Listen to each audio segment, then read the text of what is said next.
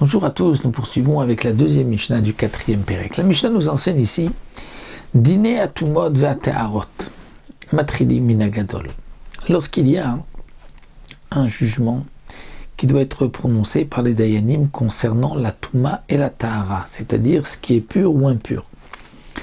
Et pas seulement ce qui est pur et impur, si on veut permettre ou interdire, donc les Issourim, matrilin minagadol, on commence par le plus grand.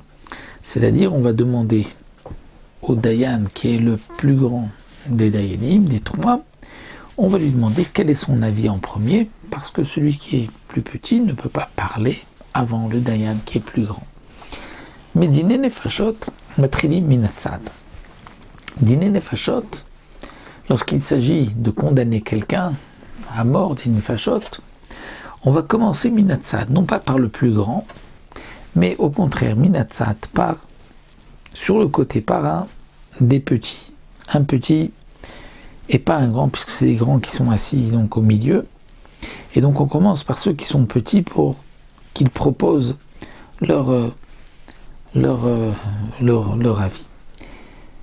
Pourquoi? Parce que nous dit le Barthénora, on a un pasouk qui dit Lotane al-Riv.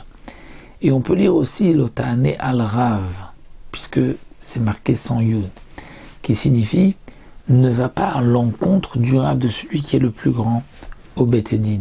Tu ne peux pas aller contre ses paroles. Donc c'est pour cela qu'il vaut mieux écouter le plus grand en dernier. On commencera par les petits.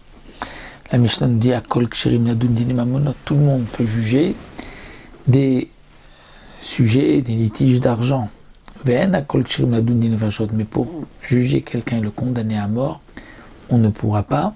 Et la Kohanim Levim Israélim Amesim Lakuna, seulement des Kohanim Levim ou Israélim, Kohen Levi ou Israël, mais Kamasim Lakuna, c'est-à-dire qui sont Miyuchasim, qui ont une lignée, qui sont cachères pour se marier avec des Kohanim. Ici, la Mishnah qui nous dit tout le monde peut juger Dine Mamonot vient inclure même un converti, si sa mère est mi-Israël, donc père était converti, et le Mamzer aussi est cachère pour un jugement de Mammon, mais pas pour un jugement de Nefashot, c'est uniquement quelqu'un qui a une lignée, qui a son Yirous, qui pourrait donc se marier avec un Kohen. Nous voici pour cette petite Mishnah, la deuxième Mishnah, et nous verrons comment siégeait le Sanhedrin dans la troisième Mishnah.